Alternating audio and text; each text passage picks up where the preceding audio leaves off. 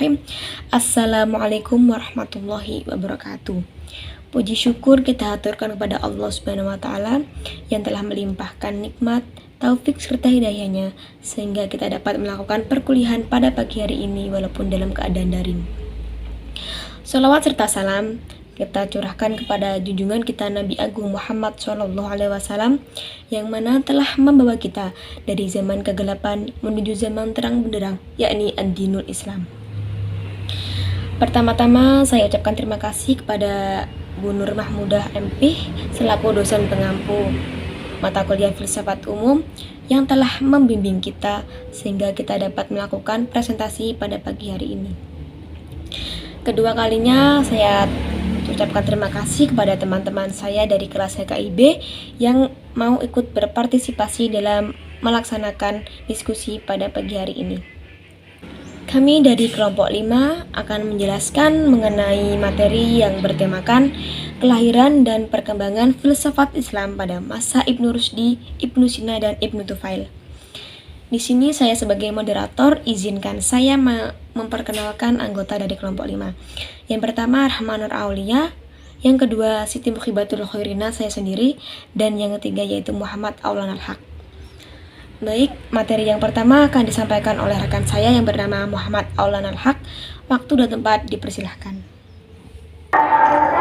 Baik, sebelumnya saya berterima kasih kepada tim moderator yang telah memberikan saya kesempatan untuk berpresentasi. Saya akan berpresentasi tentang kelahiran dan perkembangan filsafat Islam pada masa Ibnu Rushdi. 1. Biografi singkat Ibnu Rushdi. Ibnu Rushdi lahir di Cordoba, Spanyol pada 520 Hijriah atau sekitar 1126 Masehi dengan nama lengkap Abu Al-Walid Muhammad Ibnu Ahmad Ibnu Muhammad Ibnu Ahmad Ibnu Rushdi. Saat itu Cordoba merupakan kota paling menonjol dan terkenal keilmuannya di Andalusia atau Spanyol. Di barat ia dikenal dengan nama Averroes. Dia adalah seorang dokter, ahli hukum, dan filosof paling populer pada periode perkembangan filsafat Islam. Ibnu Rushdi tumbuh di tengah keluarga terhormat dan memiliki tradisi keilmuan yang kuat. Ayah dan kakeknya pernah menjadi kepala pengadilan di Andalusia. Ia sendiri pernah menduduki beberapa jabatan, antara lain sebagai qadli atau hakim di Sevilla dan sebagai qadli al-Khutlat atau hakim agung di Cordoba. Sejak kecil ia mempelajari Al-Quran, tafsir, hadis, fikih, dan sastra Arab. Setelah dewasa, orientasinya tertuju pada ilmu. 2. Kelahiran filsafat Islam masa Ibnu Rushdi. Ibnu Rushdi adalah pemikir muslim yang berkemajuan dalam pemikiran dan mencerahkan dalam berislam.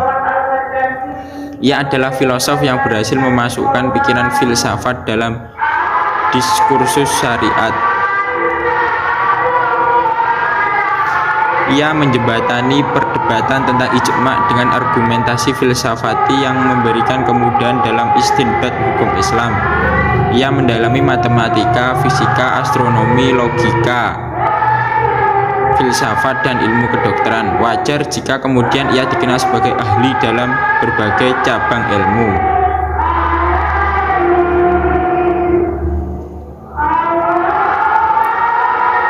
Dalam berbagai karya ia selalu membagi pembahasan dalam 3 bentuk, yaitu komentar, kritik, dan pendapat. Ia adalah seorang komentator sekaligus kritikus ulum. Ulasannya yang terkenal adalah terhadap karya-karya Aristoteles.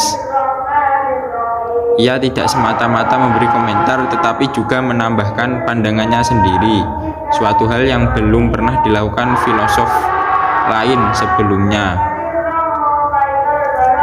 Popularitas Ibnu Rushdi memuncak pada masa Khalifah Abu Ya'qub Yusuf bin Abdul Mu'min. Kedudukannya begitu agung di sisi khalifah. Kedudukannya semakin meningkat setelah Khalifah Al-Mansur Abu Yusuf Yakub menggantikan ayahnya. Sayangnya selang tak begitu lama timbul kecurigaan terhadap Ibnu Rushdi dan akidahnya.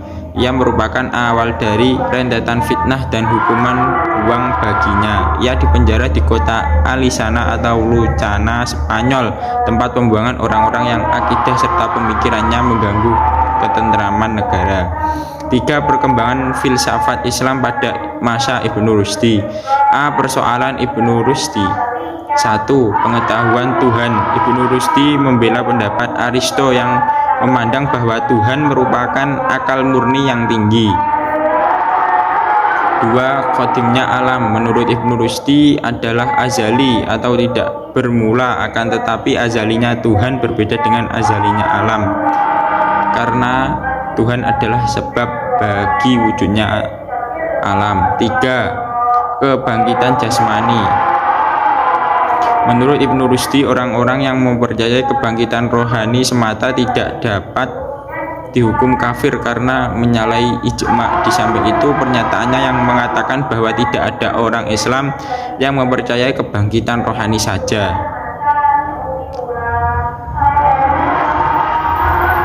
B. Dalil wujud Tuhan. 1. Dalil inayah. Segala yang ada dalam alam ini sesuai dengan kehidupan manusia serta makhluk lain. Persesuaian ini menunjukkan adanya penciptaan yang rapi dan teratur yang didasarkan atas ilmu dan kebijaksanaan. 2. Setiap makhluk terdapat gejala hidup yang berlainan serta tingkatan pekerjaannya. Semakin tinggi tingkatan makhluk, semakin tinggi pula tingkatan bekerjanya serta tanggung jawabnya. Sekian presentasi dari saya. Selanjutnya presentasi akan dilanjutkan oleh teman saya, yaitu Siti Muhibatul Khairina. Waktu dan tempat dipersilahkan. Terima kasih untuk waktunya. Baik, di sini saya akan melanjutkan menjelaskan mengenai kelahiran dan perkembangan filsafat Islam pada masa Ibnu Sina. Yang pertama, mengenai biografi singkat Ibnu Sina. Ibnu Sina sendiri memiliki nama lengkap Abu Ali Husain Ibnu Abdullah Ibnu Sina, yang lahir pada tahun 980 Masehi di Afsinah. Menginjak umur 10 tahun, ia telah menghafal Al-Quran dan mengenal berbagai cabang literatur ilmu. Sejak usianya belum genap 17 tahun, Ibnu Sina telah menguasai fikih, matematika, ilmu ukur, dan semantik. Bahkan menurut riwayat, Ibnu Sina mempelajari buku Aqledus, yaitu buku mengenai ilmu ukur dan juga buku-buku mengenai kedokteran. Dan ketika genap 18 tahun, Ibnu Sina telah mempelajari semua ilmu tersebut. Saya lanjutkan mengenai kelahiran filsafat Islam pada masa Ibnu Sina. Ibnu Sina merupakan filosof muslim penting yang membangun teori kenabian dengan risalahnya Isbatal Nubuwat. Dia menandai puncak filsafah dengan pemikirannya tentang filsafah peripatetik yang dikenal sebagai Masyai, yaitu filsafah sinkretis. Menurut Abu Ubaid Ad-Juzani, Ibnu Sina sibuk menulis. Karya tulisannya baik berupa risalah yang berupa buku berjumlah kurang lebih 200. Kebanyakan buku bahasa Arab dan sebagian kecil dalam bahasa Persia. Karya fenomenalnya yaitu Al-Qanun fi At-Tib dan yang satunya Asy-Syifa. Asy-Syifa merupakan ensiklopedia tentang filsafat, yaitu mengenai filsafat Aristoteles dan ilmu pengetahuan. Di dalamnya terdapat tambahan-tambahan orisinal dari Ibnu Sina sendiri. Ringkasan dari isi Asy-Syifa terkandung dalam buku lain dengan nama An-Najah. Buku An-Najah merupakan buku filsafat yang terpenting dan terbesar dan terdiri dari 4 bagian, yaitu logika, fisika, matematika, dan metafisika atau ketuhanan. Buku tersebut mempunyai beberapa naskah yang terbesar di berbagai perpustakaan barat dan timur. Buku An-Najah pernah diterbitkan bersama-sama dengan buku Al-Qanun dalam ilmu kedokteran pada tahun 1593 Masehi di Roma dan pada tahun 1331 Hijriah di Mesir. Kemudian perkembangan filsafat Islam pada masa Ibnu Sina. Salah satu pemikiran terpenting bagi Ibnu Sina ialah emanasi. Emanasi merupakan teori tentang keluarnya suatu wujud yang mungkin dari zat yang wajib al-wujud. Teori emanasi disebut juga dengan teori urut-urutan wujud. Teori emanasi Ibnu Sina diperkirakan merupakan pengembangan selanjutnya dari teori emanasi gurunya, yaitu Al-Farabi. Ibnu Sina membagi wujud menjadi 3 kategori, yaitu mesti ada atau wajib al-wujud, yang kedua yang mungkin ada atau mungkin al-wujud, yang ketiga yang mustahil ada, yaitu mumtani al-wujud. Untuk menerangkan ketiadaan wujud, dijelaskan Ibnu Sina sendiri dengan menggunakan logika. Menurut Ibnu Sina, setiap manusia seringkali membicarakan sesuatu yang tidak berwujud. Dalam hal ini, manusia menggunakan imajinya untuk menggambarkan ketiadaan demi ketiadaan, sehingga membuat makna-makna dari wujud-wujud ini, karena kita mengadakan objek-objek ini di dalam pikiran kita. Misalnya, makhluk ruang angkasa yang tidak diketahui keberadaannya, tetapi pikiran membuat gambaran-gambaran tertentu, sehingga seakan-akan makhluk ruang angkasa itu ada atau berwujud. Tetapi sesungguhnya yang dibicarakan oleh manusia bukanlah objeknya, melainkan suatu kumpulan sifat mengenai makhluk ruang angkasa tersebut. Kemudian pembagian wajib al-wujud menjadi wajib al-wujud li zatihi dan wajib al-wujud li ghairihi, yang menjadi dasar teori Ibnu Sina untuk membedakan Tuhan dan peran manusia serta merubah manusia dari mungkin al-wujud menjadi wajib al-wujud. Berlandaskan dari pembagian wujudnya ini, Ibnu Sina mengembangkan teori emanasi Al-Farabi. Berbeda dari Al-Farabi yang berpendapat bahwa akal pertama berpikir mengenai 2 objek, yakni Tuhan dan dirinya sendiri. Sedangkan Ibnu Sina berpendapat bahwa akal pikiran mengenai 3 objek, yaitu Tuhan sebagai wajib al-wujud li nafsihi, akal sebagai mungkin al-wujud li nafsihi, dan akal sebagai wajib al-wujud li ghairihi, atau yang aktual karena sebab yang lain. Filsafat Ibnu Sina juga membahas mengenai manusia. Filsafat jiwa Ibnu Sina bertentangan dengan pendapat umum yang mengatakan bahwa tubuh manusialah yang membutuhkan jiwa. Tetapi bagi Ibnu Sina, yang membutuhkan bukanlah tubuh kepada jiwa, melainkan sebaliknya, jiwa yang membutuhkan tubuh. Kemudian filsafat Ibnu Sina yang membahas mengenai kenabian. Salah satu perhatian khusus dalam filsafat keagamaan, Ibnu Sina membahas mengenai teori tentang kenabian, di mana ia berusaha memformulasikan teori filosof dalam penyelarasan dengan ajaran Al-Quran. Dan pada saat yang sama tetap konsisten dengan pandangan dunianya yang general. Dalam filsafat Ibnu Sina, Nabi mempunyai akal potensial yang dayanya jauh lebih tinggi dari daya perolehan filosof.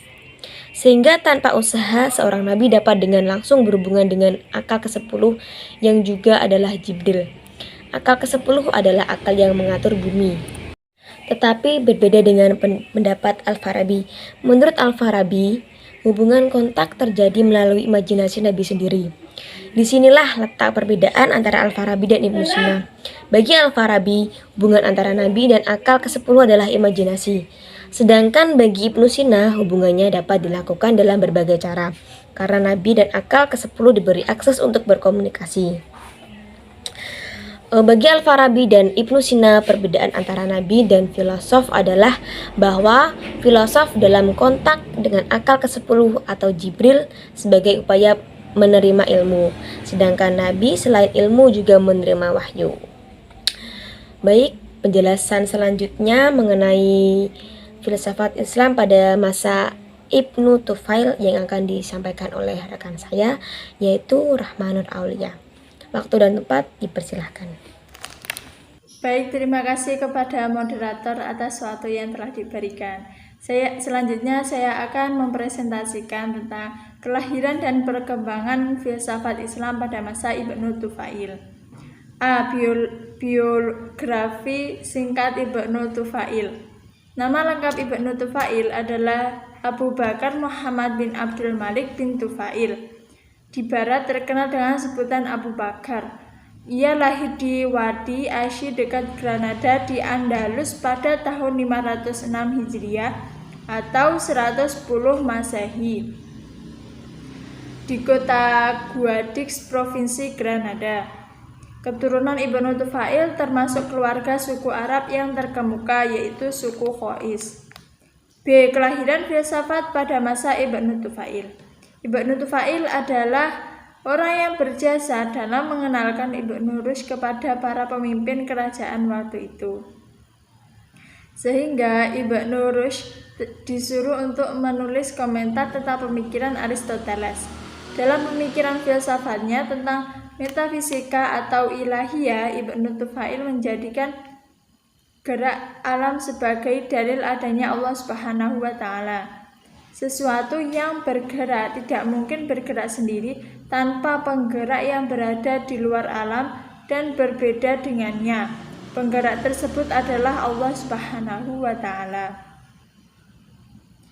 Dalil gerak yang sebagai bukti adanya Allah Subhanahu wa Ta'ala tidak bertentangan dengan Al-Quran, karena banyak ayat yang menganjurkan manusia untuk mengamati dan memikirkan fenomena alam. Allah Subhanahu wa Ta'ala adalah pemberi wujud pada makhluk, namun dia tidak mungkin dirasai dan dihayalkan. Sedangkan dalam karya Ibnu Tufail yang berjudul Hai bin Yakzan, salah satu tujuan Ibnu Tufail adalah ingin mengemukakan tentang urutan tangga pengetahuan yang ditempuh oleh akal, mulai dari objek-objek indrawi yang khusus sampai kepada pikiran-pikiran universal. Dan juga untuk menyelaraskan antara filsafat dan agama serta penyesuaian antara akal pikiran dengan syariah.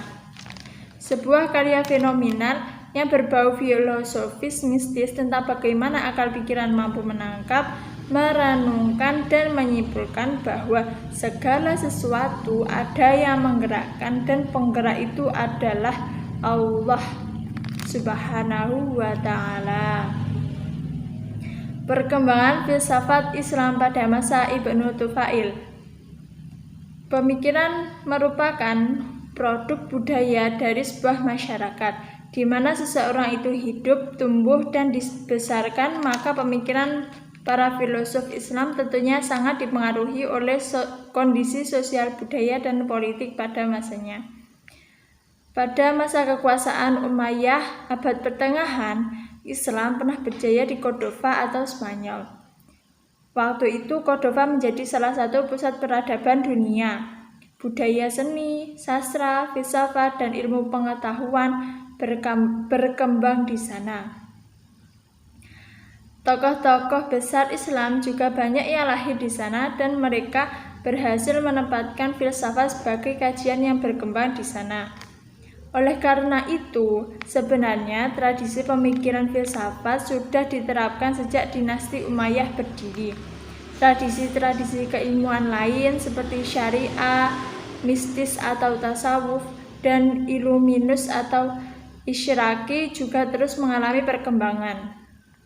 Tradisi-tradisi keilmuan seperti inilah yang nantinya dipengaruhi pemikiran Ibnu Tufail. Walaupun perkembangan ini mengalami pasang surut mengikuti kondisi politik pemerintahan yang sedang berkuasa, kegiatan intelektual di bidang filsafat dan ilmu pengetahuan mendapat perhatian penuh pada masa Khalifah Al-Hakam Al-Muntasir Billah pada tahun 961 sampai 976. Ketika kekuasaan usai digantikan oleh putranya Al-Hakam, yaitu Hisham Al-Mu'adiyyi Billah, karena dia lebih cenderung kepada pengetahuan syariat dan anti filsafat. Akhirnya kegiatan intelektual pun kembali vakum dan ajaran filsafat kembali dikatakan sesat. Selanjutnya, kegiatan menekuni filsafat dilakukan secara sembunyi-sembunyi. Sampai akhirnya berdirilah dinasti di mana ketika pemerintahan dipegang oleh Abu Yakub Yusuf Al-Mansur pada tahun 558 sampai 580 Hijriah, filsafat mulai terlihat titik terangnya. Masa inilah Ibnu Tufail menekuni filsafat. Sekian dari saya akan kembalikan kepada moderator. Terima kasih. Terima kasih rekan-rekan saya yang telah menyampaikan materi di atas. Selanjutnya saya akan menyampaikan kesimpulan dari materi yang telah disampaikan sebelumnya. Penanaman filsafat Islam melahirkan argumentasi yang berbeda-beda, seperti ada yang mengatakan nama yang tepat adalah filsafat Muslim, filsafat Arab, dan filsafat Islam. Adapun para tokoh filosof Islam yaitu pada masa Ibnu Rusdi, Ibnu Sina, dan Ibnu Tufail. Dari tiga tokoh tersebut mengalami kelahiran dan perkembangannya tersendiri. Di masa Ibnu Rusdi berhasil memasukkan pikiran filsafat dalam diskursus syariah. Ia menjembatani perdebatan tentang ijma dengan argumentasi filsafati yang memberikan kemudahan dalam istinbat hukum Islam. Kemudian di masa Ibnu Sina membangun teori kenabian dengan risalahnya Isbatan Nubuwat. Dia menandai puncak falsafah Islam dalam pemikirannya tentang falsafah peripatetik yang dikenal sebagai Masyai, yaitu filsafat sinkretis. Salah satu perhatian khusus dalam filsafat keagamaan Ibnu Sina adalah teorinya tentang kenabian. Kemudian di masa Ibnu Tufail dalam pemikiran filsafatnya tentang metafisika atau ilahiyah, Ibnu Tufail menjadikan gerak alam sebagai dalil adanya Allah Subhanahu wa taala. Sesuatu yang bergerak tidak mungkin bergerak sendiri tanpa penggerak yang berada di luar alam dan berbeda dengannya. Dan penggerak tersebut adalah Allah Subhanahu wa taala. Sekian presentasi dari kelompok kami. Kurang lebihnya kami mohon maaf. Wabillahi taufik wal hidayah wa ridha wal inayah. Wassalamualaikum warahmatullahi wabarakatuh.